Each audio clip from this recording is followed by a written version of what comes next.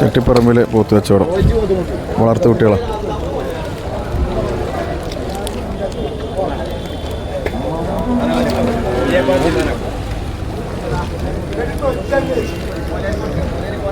വില പറഞ്ഞിട്ടില്ല.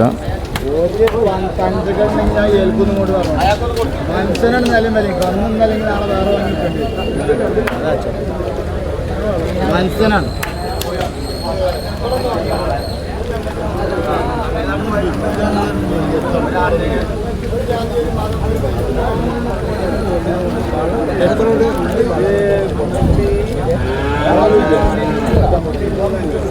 മഴ പെയ്തു തുടങ്ങി.